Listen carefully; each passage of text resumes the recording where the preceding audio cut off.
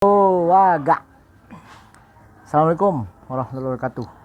Jadi periode hari ini tepatnya Maret ini merupakan hari kedua gue working from home gara-gara kebijakan dengan COVID. Nah, sambil nunggu ternyata ada beberapa temen yang japri tanya-tanya, discuss tentang mulai kegalauannya. Ada yang nanya, bang, gimana sih kalau kerja jadi HSE? Terus gue ngerasa butek nih kerjaan gini-gini terus, pengen sesuatu yang baru. Kalau mau mulai jadi HSE itu seperti apa? Harus mulai dari mana? Perlu sertifikasi apa? Kenapa? Ya kondisi seperti ini, project udah mulai buka, harga minyak mulai turun, bla bla bla, ada omnibus law dan sebagainya. Lah kan emang HSE juga nanti terpengaruh.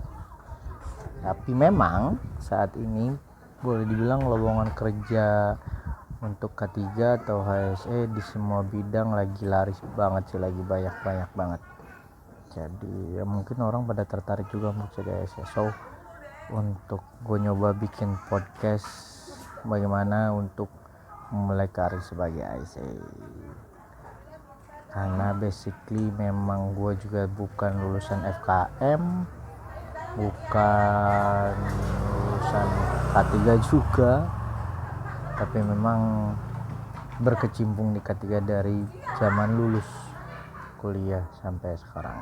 Oke, semoga bermanfaat, kita tunggu.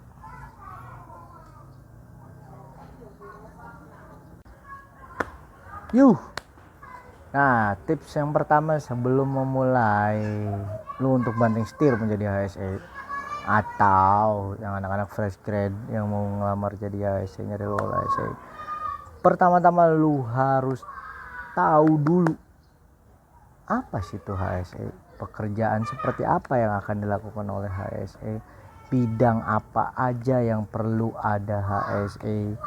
Jangan sampai hanya karena lowongan kerja yang begitu banyak, yang katanya gajinya gede, yang katanya kerjanya nyantai, membuat lu jadi mengesampingkan semua analisa sebelum lu terjun. Karena tadi ya kalau udah dijalani yang namanya kerjanya sama aja sih, mau posisi lu apa juga.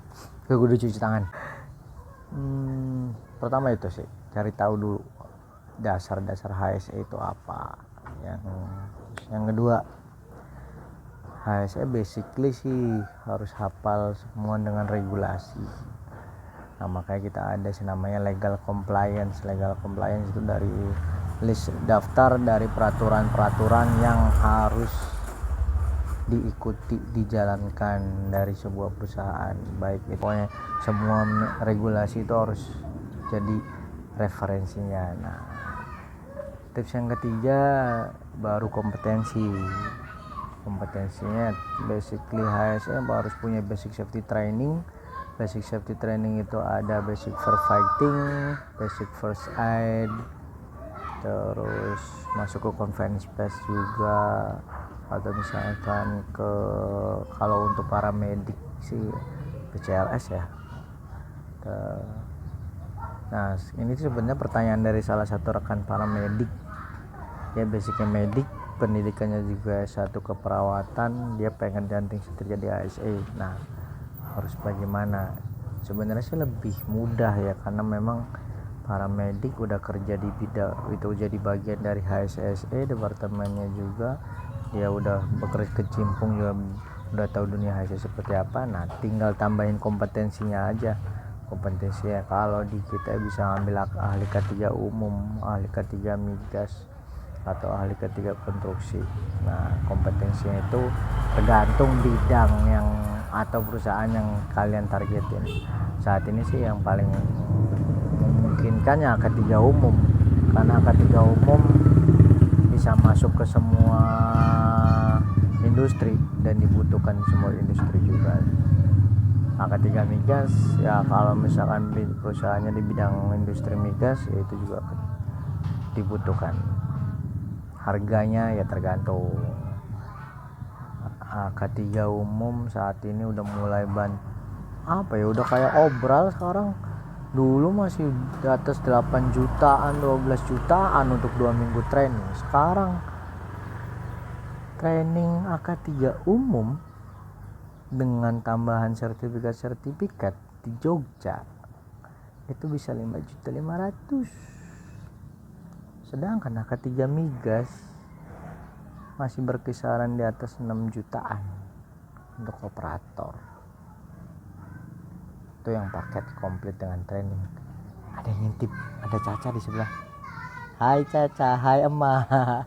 Gue lagi ada di warung kopi sebelah kosan. Jadi tergantung sih, itu dia untuk kompetensi, balik lagi ke masing-masing budget sama target ke kalian. Kalau kalian punya target tinggi, perusahaannya di bidang migas atau pertambangan, otomatis sertifikat kompetensinya juga harus banyak. Nah selain untuk pertambangan kita kenalnya bukan ahli K3 tapi pengawas operasi Pratama dari POP tingkatannya Madya, itulah pokoknya ada 3 juga, gue belum tahu juga. Nah terus kalau migas ada 2 dari operator sama pengawas teknisi atau pengawas. Nah kayak BNSP lain lagi. Nah jadi AK3 migas by SDM, LSP migas Cepu, sama AK3 migas BNSP ada 3 kalau nggak salah ya. Pengawas operator juga sih, cuman lebih mahal saat ini sih. Menurut gue kompetensi yang paling minimum banget ya untuk jadi HSE ya ahli K3 ditambah basic safety training, nilai plus kalau lu punya TOT. Nilai plusnya lagi kalau lu punya lead auditor, internal auditor juga cukup sih untuk integrated management itu modalnya. Nah itu basically kalian bisa cari di googling lah dasar-dasarnya apa. Nah, tapi yang menurut gua ini adalah tips keempat ini yang penting untuk melamar kerja.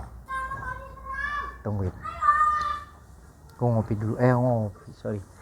Sekarang gue udah 3 hari bebas kopi, jadi gue mau nyoba lagi, coba ganti dengan teh tawar.